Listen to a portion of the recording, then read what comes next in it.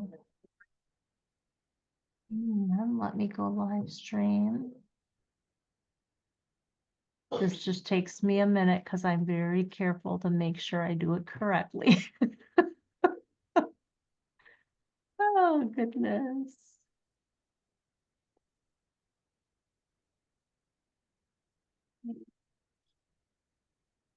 Laugh lines and turbulence. Okay, here we go.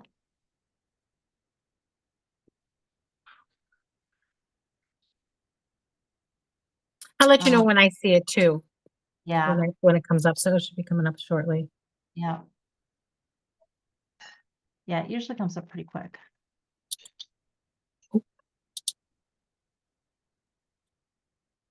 You see it yet, Deb?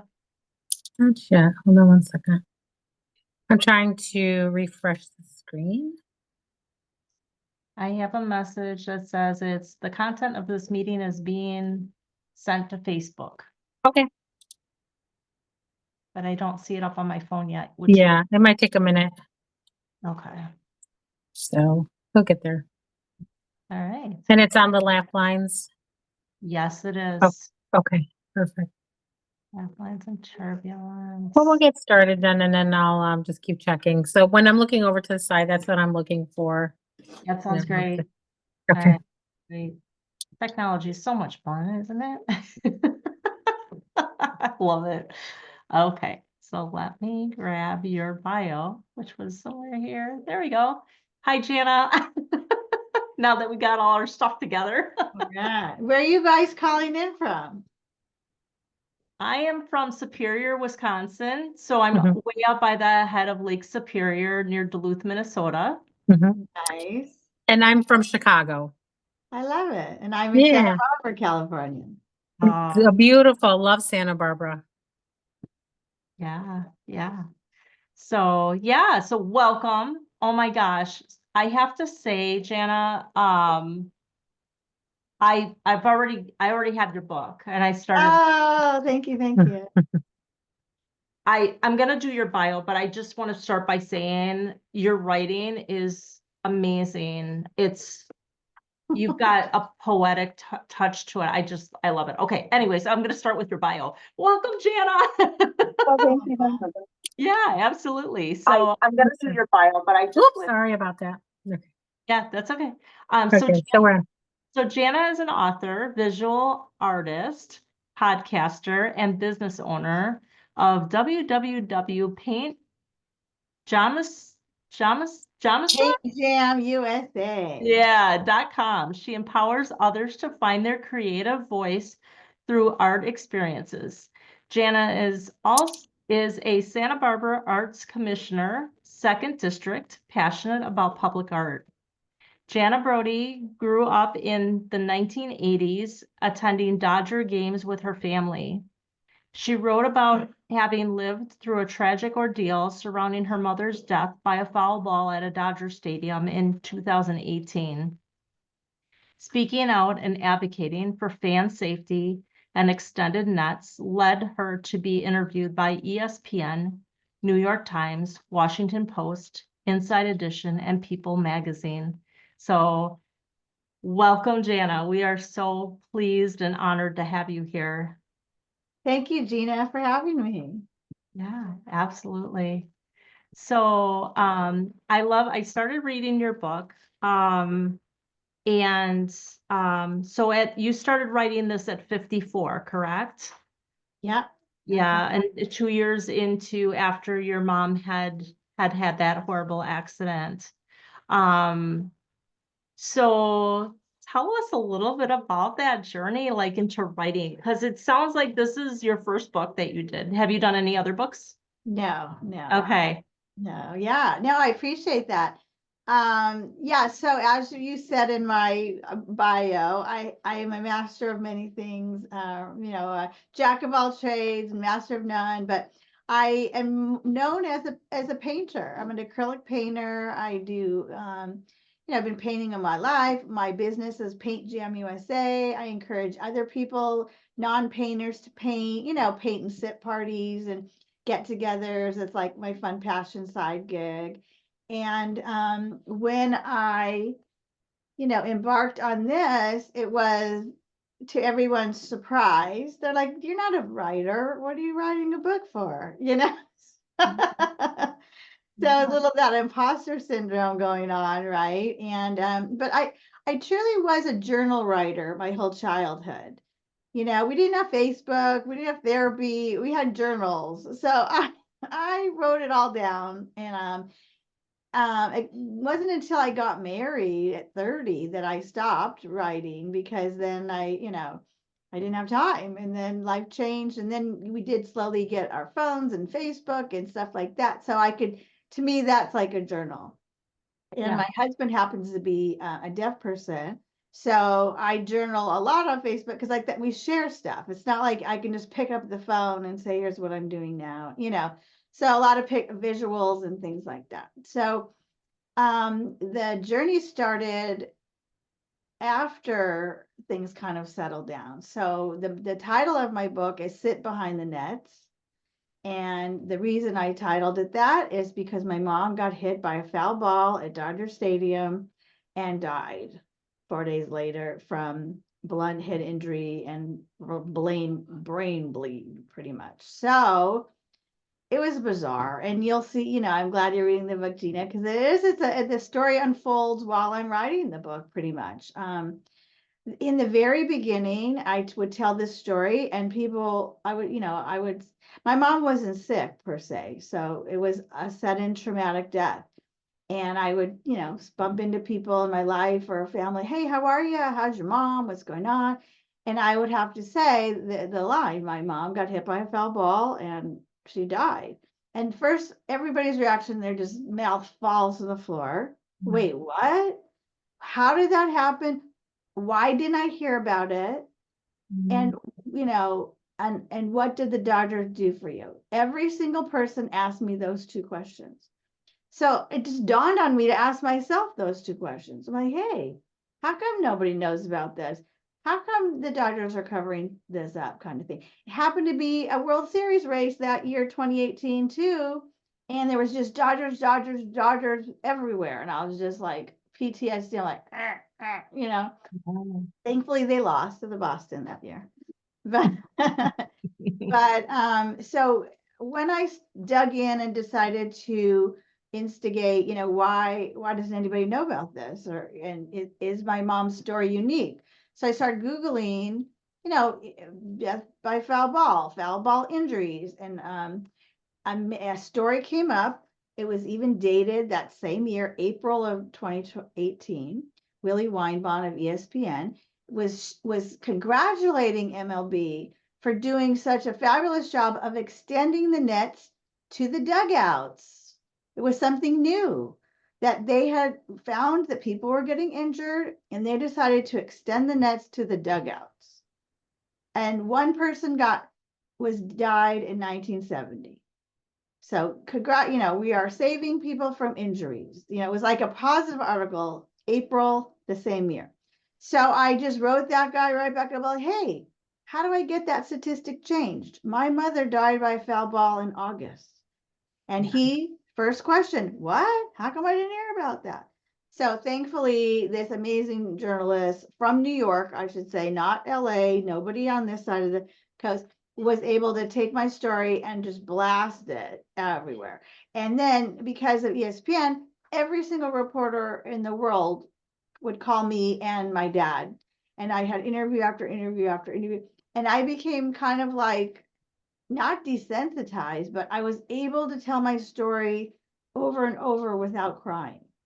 And my brother and sister would say, "How in the world can you do that?" Because they didn't call them. For some reason, they called me because my name was on the article, So I said, well, I took on this role of spokesperson. I'm going to advocate for extended netting all the way to the foul poles. And in my mom's case in Dodger Stadium, higher behind home plate. And that's what I'm going to do. So I did, and it was getting traction, and I was getting the word out. And now the journalists and the cameramans were hyper aware, and they started catching injuries on camera. And there was even Albert Romero Jr. who fell to his knees. He visually saw the ball he had a child at the third baseline that he hit and like fell to his knees. So now the players are seeing it, the cameras are catching it. It became too awkward for MLB not to do anything, right? So there was this, now we're gonna extend our netting, and it was a snowball effect, and change started to happen, which was fabulous. And I was so thankful, and I took a breath, and then so maybe it was about a year since the story broke. It was 2019. It was right before the COVID time, March, February in there. I was doing, no, maybe it was past COVID, to tell you the truth, because I was doing, like we all did, those online coaching sessions or connecting, networking, trying to pivot. So this guy I met on LinkedIn, and he's like, and I mentioned the story, and he just stopped and said, Jana, that is a book. You need to write this down. And I'm like, listen, why? I am trying to find my passion project and move on from this gray day, in this dark times. How can I relive this sad story? And he said, you're going to do it for your mother. You're going to make a legacy story, share her story with the world, and you're going to protect other fans and encourage them to sit behind the nets and be safe. And so I just said, okay. Didn't take much convincing. And again, I was stuck at home. I recently had knee surgery. I was literally stuck, I couldn't do much. And I'm like, I'm going to just suck my time into this computer. And again, everybody around me said, Jana's a painter. She's what is she doing? She doesn't know how to write a book. So no, I didn't really have much support along the way. And I would come up to my family and I would say, hey, I'm writing the book. I'm 20,000 words in, and I need to get to 50,000. And they'd just stare at me blank. And I'm like, okay. Wow. Wow. Yeah, it was a wow. But slowly by slowly, I would have to pause in this. I did not have a timeline. I did not have a, outline. I didn't have a plan for this book. So thankfully, the world kept unfolding for me. So I would get stuck, and then sure enough, there'd be something in the news, and I would say, "There's my next chapter."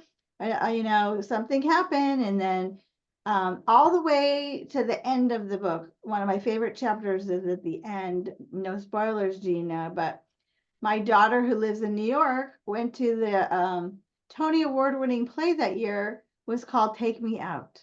It was about a player who gets beamed by another player and dies. And there was a lot of other issues too, but she went to this, theater in New York with thousands of people, and it was actually had a talk back that night. And there was players on the stage, there was journalists on the stage, and her question got picked. It was the most amazing thing. What are we doing about protecting fans from being, hit? My grandmother died. And so the whole audience took a gasp. And to me, all of these interesting things kept happening in the world that, like, okay, there's another chapter. Now, these people who don't watch baseball, these theater goers, are learning about this story. Anyway, it was pretty interesting how it unfolded along the way, and it was very cathartic and very healing. And I was no longer, like I said, doing it with a blank face and trying to be desensitized. Now I could cry myself to sleep trying to come up with these visions and these stories and my mom's memory. So this was my time after all that to really let go and grieve. Yeah. Wow. So riveting. So the naysayers, I know you had mentioned in the book that you told your husband that somebody told you that this is a book and like this can be successful. Mhm. And he believed in you, right? Or did he believe in? Yeah, my husband believed in me, but Yeah. that was it. He Yeah. never once read over my shoulder. He never once said, let me read a chapter. Nobody Mm. did. It's so weird to me until Yeah. the very end. And then, of course, I had to tell my whole family, listen, these are Yeah. my memories. So if I get them wrong, you just have to be okay with that because no one's chipping in here. Mhm. You know? Yeah. When you, Jenna, when you finished the book or when you were getting close to it, did you share it with, I know you said your husband is the one who believed in you, but what were the responses from the rest of your family, like your siblings and your father? How was that? You mean once it was finally finished? Yes. Oh yeah, they were very proud. And my dad he read it twice in a week. Like he just read Aw. it all the way through and he loved it and he wanted to tell what about this was a little needed tweak here and a little tweak there. But my daughter, she would I have to say my children did not read it. I have adult children and they were too sad. They said, Mom, we're not reading it. The beginning is too sad. So my daughter read it backwards because she was in the last chapter, right, within New York. So Yeah. she kind of skipped the dramatic part and went to more of the fluffy part. And but my sister and brother and my father and like people like that, even my father-in-law who has a little blurb in the book, they were so proud, tell all their friends, they bought copies, and I surprisingly got good feedback. That's awesome. Yeah. They said, hey, this is a pretty good book. You can write after all. So that was like, see you. This huge weight came off my shoulder. I'm like, okay, that made me feel good. How What old do you are your children, Jana? How old are they? How old are your children? So currently, I have my youngest is almost 20. Mhm. My son is 23, and my eldest is 25. Okay. So They may later on maybe read I it when they're ready. I know. And Yeah. it is on audio now. Oh, I okay. had a dream, my daughter's an actress, so I had a dream that she was going to be the voice of me and do the audio book. And we were going, I Yeah. researched it. It was a lot of time and energy and money. And then guess what? Amazon sent me an email and said, would you like to be our beta testers for our audio book? So I pushed one button and I said yes.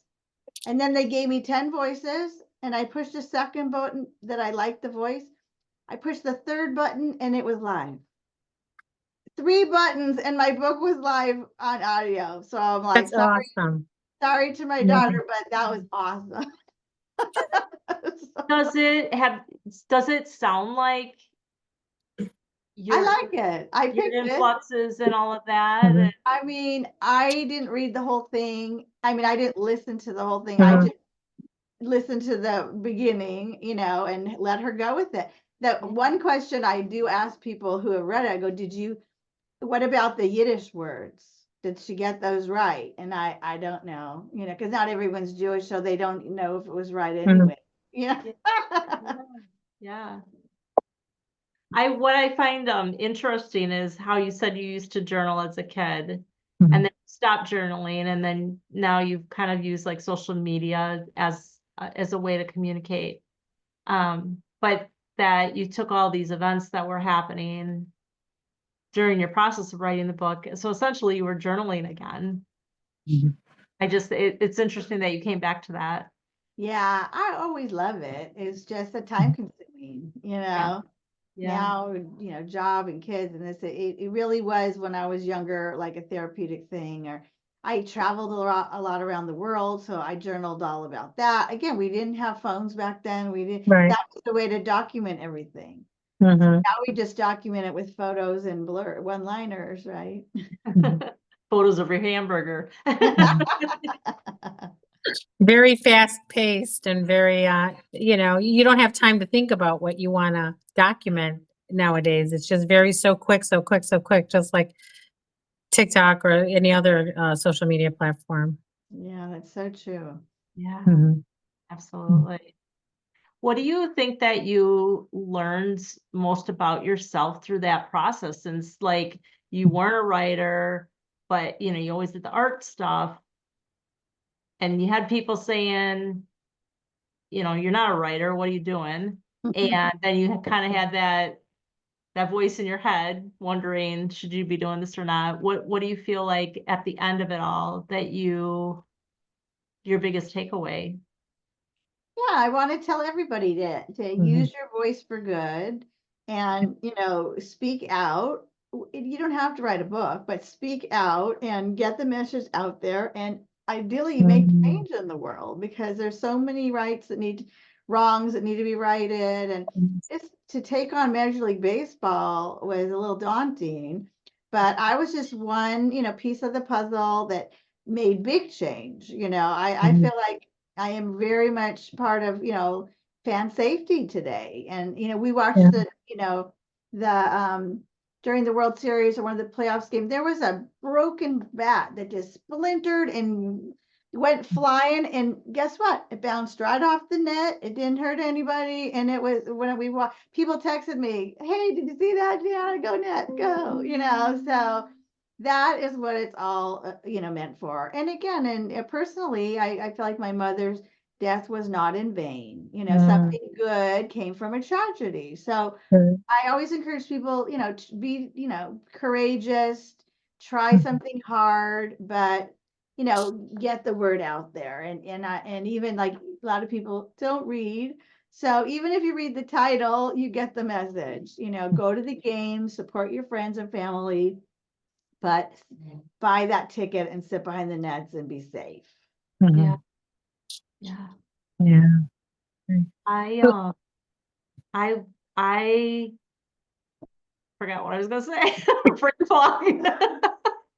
I was gonna ask you, Jana, so being an artist, that writing was your way of healing and documenting what had happened. And like you said, you made changes with what happened to your mother.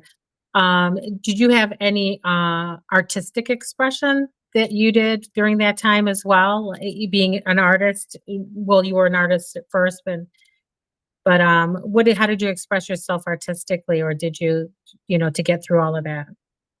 Yeah, that's an interesting question. I don't think I painted about it. I did create the covers. I got to do that. I did it on Canva. I mean, the world we just talked about technology now is amazing. Right.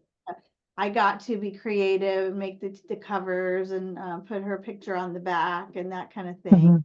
But now my energy was just sucked in to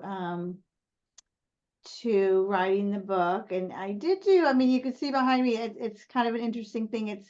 I've never did this before COVID, and maybe it had to do with my mom too, but these are called painted affirmations. Oh, what I did was take a quote that was important to me and made it really hard to read. And you can see they're kind of blurred together, almost looks like a stained glass. And the very first one, before I started writing the book, I got laid off from my job because of COVID. I got, like I said, knee surgery. And I heard this song on the radio, James Taylor. Let's see, I can get it a little. Oh yeah, this is the James Taylor song, and then I put it into this kind of collage. Love that. It's the secret of life is enjoying the passage of time. Any fool can.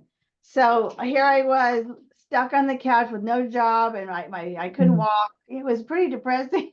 But I heard this song over and over.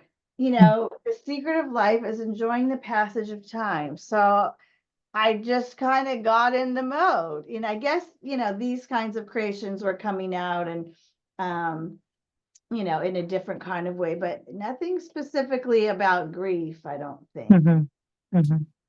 I love your painted affirmations, by the way. I think that's genius. I love it. Beautiful. I was admiring the paintings behind you and looking at them and trying to figure out what they were. So I'm so glad that you were able to introduce us to one of them. But I think that's a genius idea. It's absolutely beautiful. Yeah, I appreciate that. A lot of people like to go to paint parties, but then they're like, your tree looks better than my tree, if you're doing a tree. But everybody's handwriting is different. Everybody gets to pick different colors, and everybody gets to pick the quote or song lyric or that talks to them. So Mhm. I was actually doing this painted affirmations on Zoom all over the world for my pivot. Yeah. I couldn't do in-person paint and sip parties. That's like what I love to do. So we were doing it on Zoom, and I Excellent. won't believe it. I had a woman from Romania do a paint party for her birthday. I had a woman who was in Northern California, and it was her 60th birthday, but she had family all over. So we had Mhm. like 3 different time zones and 35 people all doing this online, and it was super fun. That's so awesome. I love that. Well, Mhm. Debbie and I are all about affirmations, so Oh, yeah. Oh, that's so right up cool. our We'll have alley. to Love do it. it. Yeah, that would be a lot of fun. I I remember. love Oh, go ahead. No, I was gonna say, I love how like you were, you're a painter, but then your other artistic expression, writing the book. I mean, it just seems like, these channels just opened up for you. That other form of art, opened up for you as far as writing goes. And how beautiful to discover that, especially like, like you said, everybody's like, oh, you're not a writer. And you discovered it after the age of 50. And you're like, you know what? Yes, I am. And that was just another expression of art. I appreciate that. Yeah, Yeah. and Gina, she started it. How do you like it? The book? Yeah. Oh my gosh. Well, and I was going to say, Yes. tagging on what Debbie said, I Mhm. have this phrase because I'm a author as well. But I was, I, my undergraduate is in art at, through Mhm. college. And so, but I said, I found it really interesting learning the craft of writing. It really is painting with words. Mm. And you do such a great job of painting that description and bringing your reader right next to you. Mhm.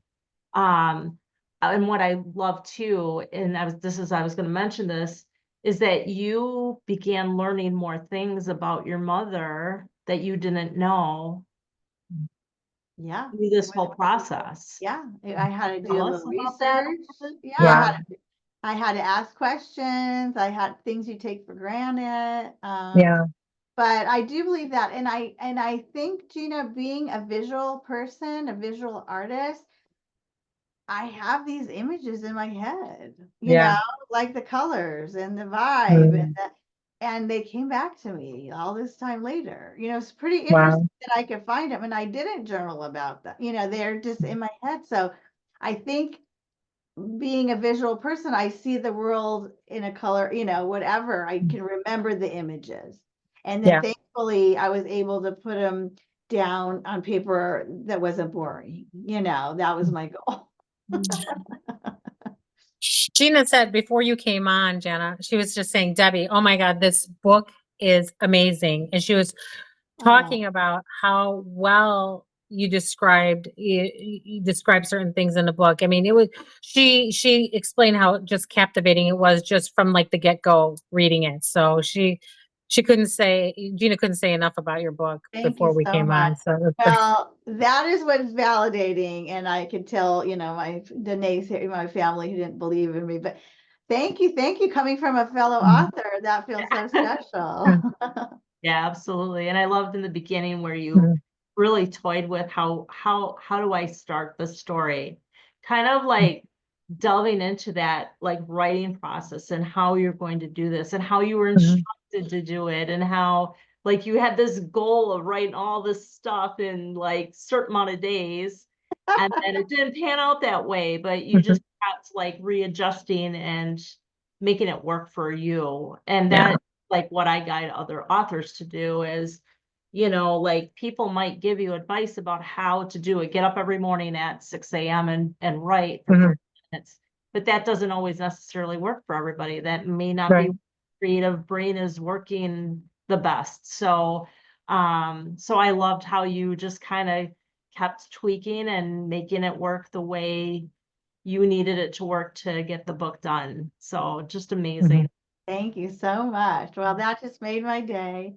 I have to share one amazing thing too with you. So, because you are reading the book, have you met the Mr. Morikawa yet? The Japanese. Mm-mm. No, I met your uncle. Okay, so that's interesting. Well, hang in there because it's just, I have a interesting thread about generational connections and family friends in Japan.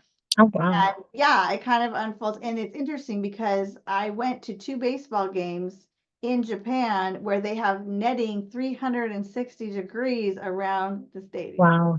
They have people blowing whistles and waving, saying a ball's coming, a ball's coming. Like they are all about fan safety there. And I Wow. experienced it firsthand. So anyway, this character, true life man in my story, he's an English teacher in Osaka and all this. And my niece, guess what? She's from Wisconsin too, Gina. Oh, From Madison. good thing she escaped the cold and go to where it's I warm. know, but it's still cold here. I forgot my jacket.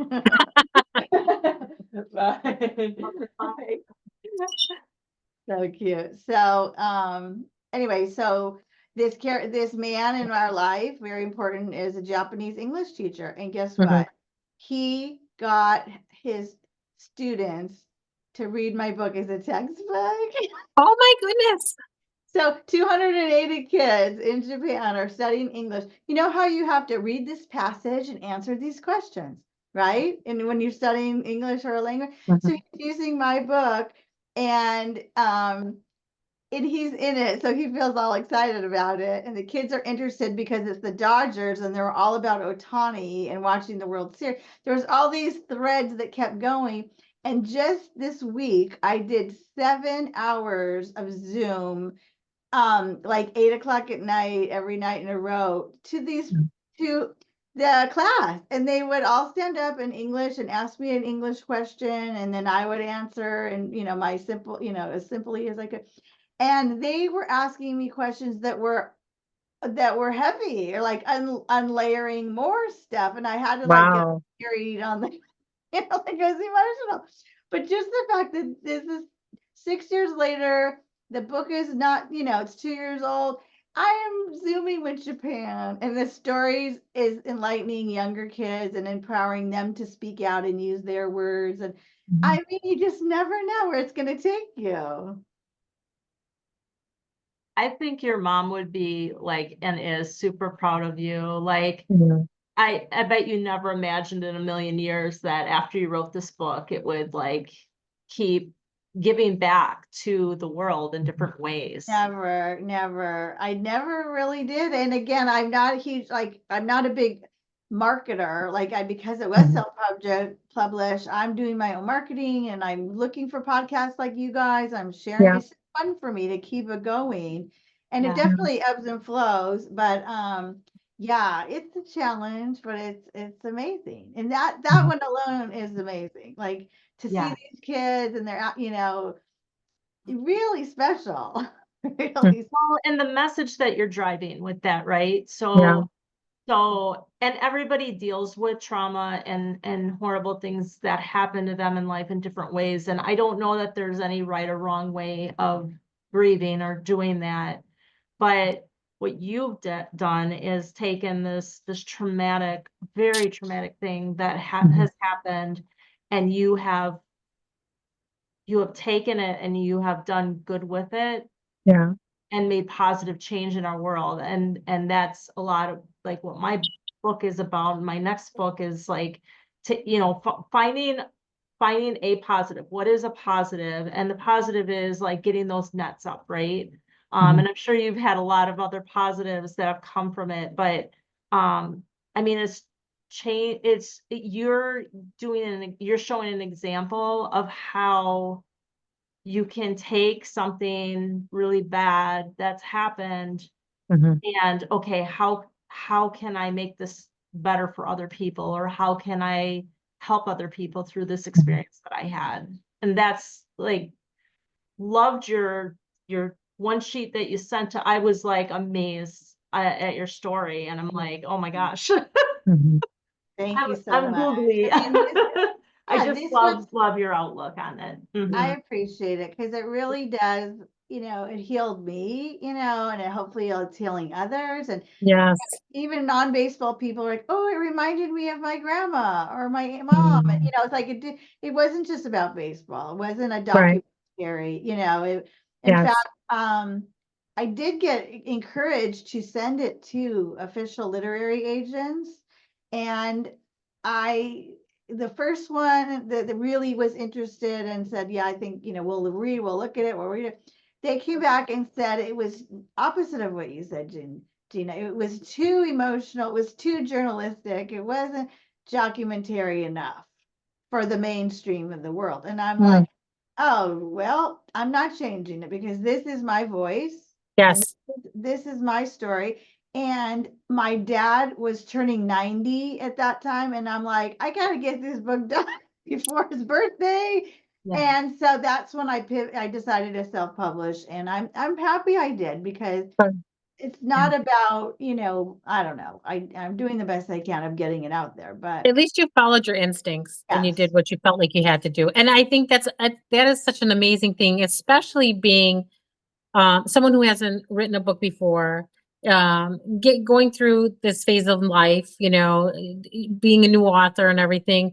I love how you stuck to your instincts and did it the way you wanted to do it.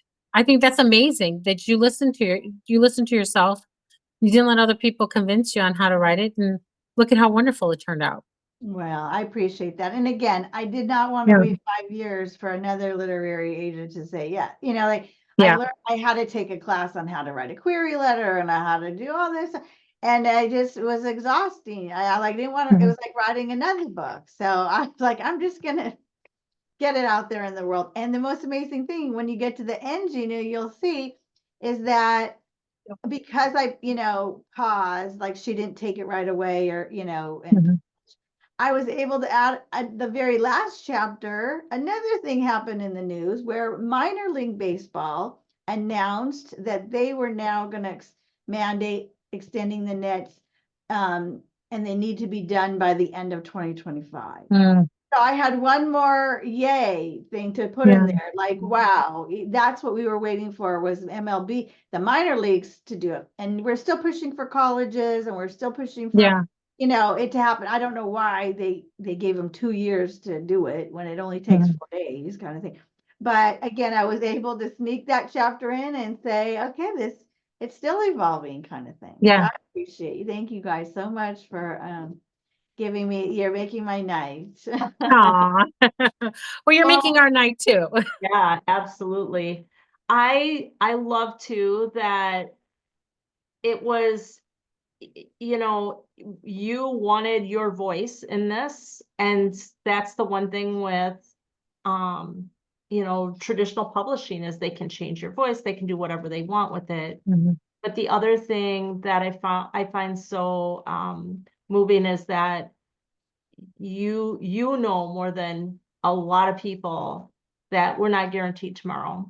Mm. And you wanted this book. You wanted your dad to be able to have an opportunity to read this book. And so that is like listening to your own voice and like being on that timeline too, and recognizing that. I just think that's beautiful. And I'm so glad he was able to have it in hand, to be able to read it. Yeah, he's 91 and a half now, and he joined me on the very last Japanese Zoom. So that was, I wanted him to Oh, to yeah. experience it too. Yeah, 'cause, Yeah. so that was really neat. And yeah, I mean, it's just giving me joy and sadness. I mean, and bringing it Mhm. up and thinking about things that I haven't thought about. And I need Yeah. to read it again. I'm sure, Gina, you know that vibe. It's like I was reading it so much, so editing. I was so sick of it. And now I'm like, yeah, I need to like reread it and get sit with it again. Yeah. Yeah. Mm. So beautiful. So many beautiful stories all wrapped into one. Isn't it amazing when you look back at your life? Do you have a lot of self-reflection? Like, wow, sometimes when you look backwards thinking, wow, I journaled, became an artist, and like everything that happened in my life, like led me here. You know what I'm saying? It's kind of like, It is interesting. And again, yeah, I'm also an entrepreneur and a small business person. And, so I've always been my own cheerleader anyway. So yeah, I think that helped, have the confidence to just do it and, yeah, do it messy in a way. Cause read a book on memoir. I took some class, as much as I could, but then I just Right. had to do it, right?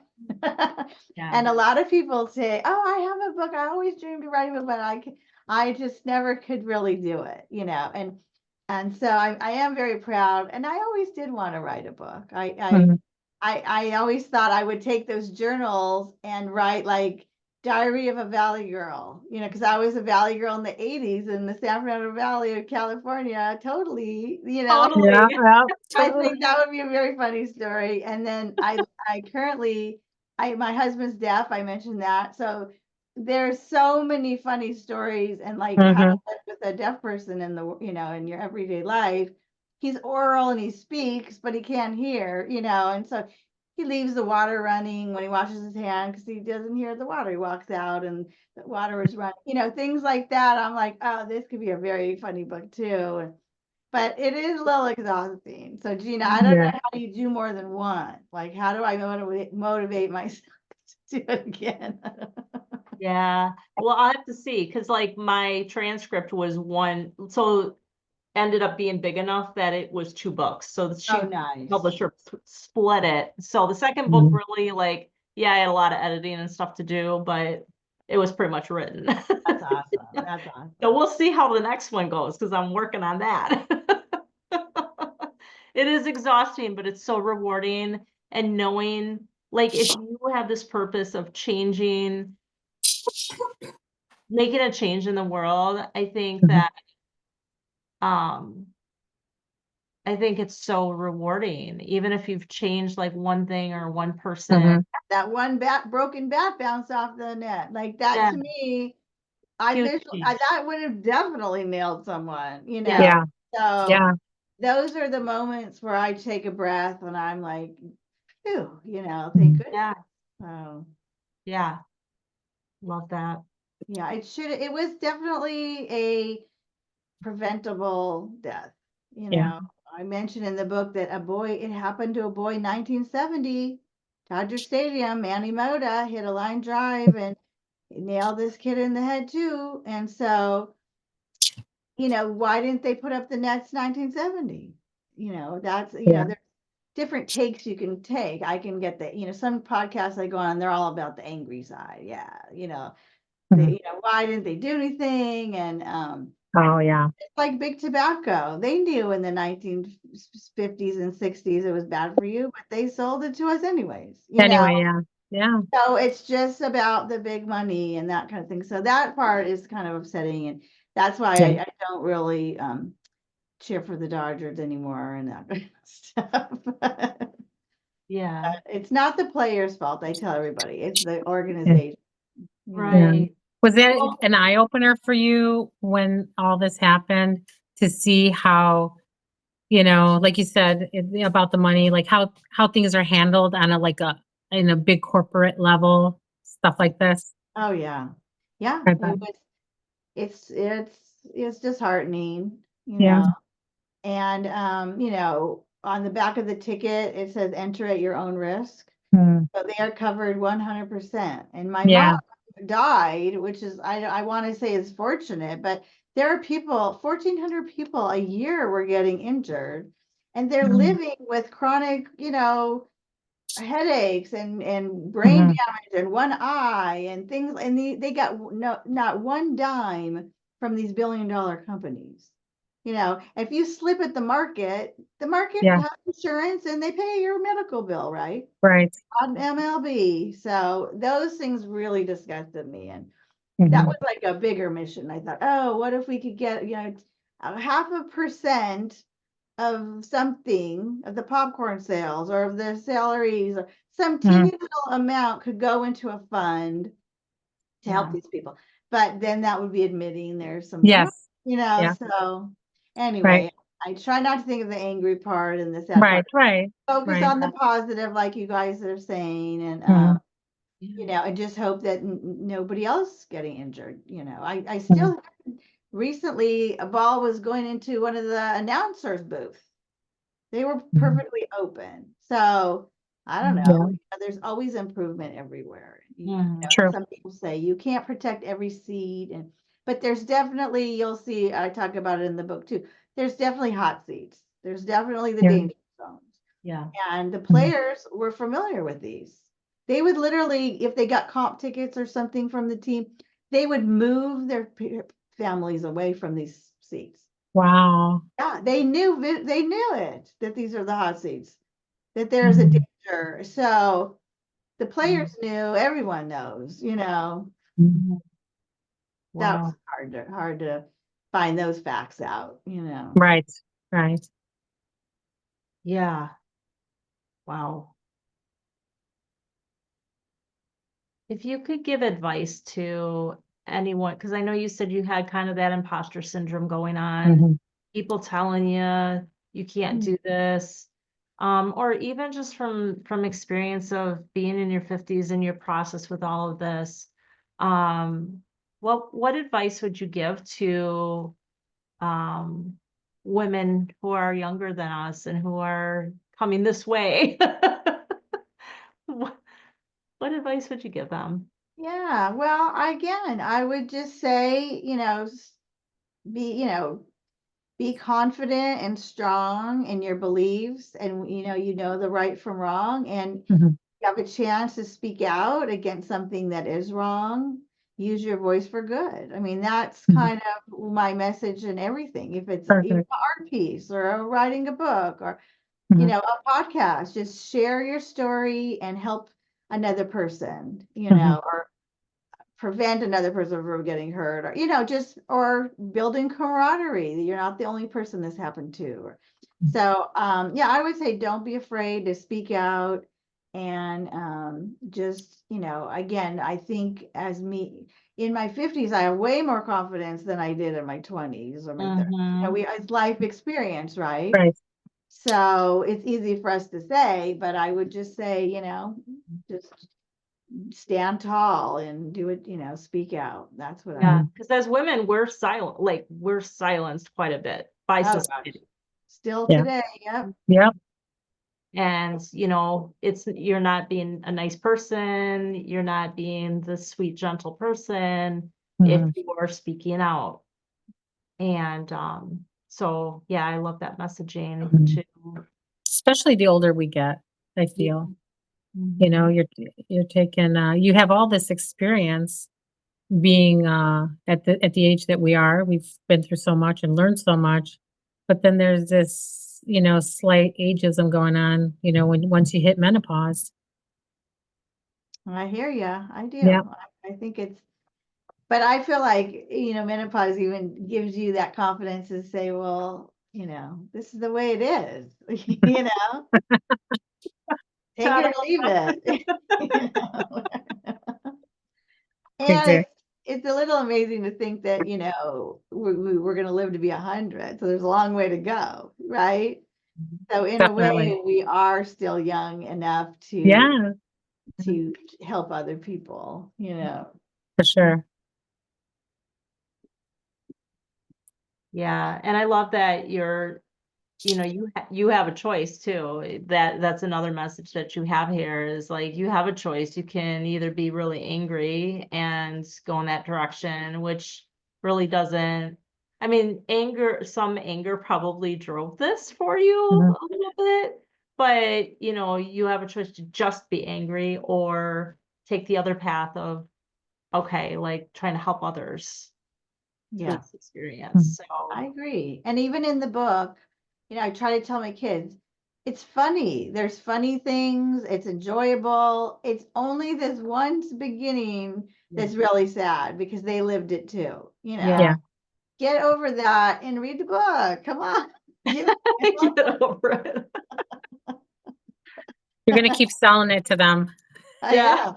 I told my son the other day, I'm like, he's working at a hotel and he has like weird hours, like 3 to 11. I'm like, put on just listen to the audio or you're bored at 10 o'clock at night, so. Yeah. Anyways, I appreciate that Gina's reading it and hopefully you will, Debbie. And it's just like I you said, will, yeah. I always tell people, email me or call me. I'd love to hear after the end of it, Gina, what you thought, because I you really, will. make me feel good about it. So, Yeah. I will. Yeah, I She's definitely a totally. better reader than I am. It's like she's already, I'm like, I haven't even finished this other book and she's already like, I'm a she- total book jumper. I'm a total. I know.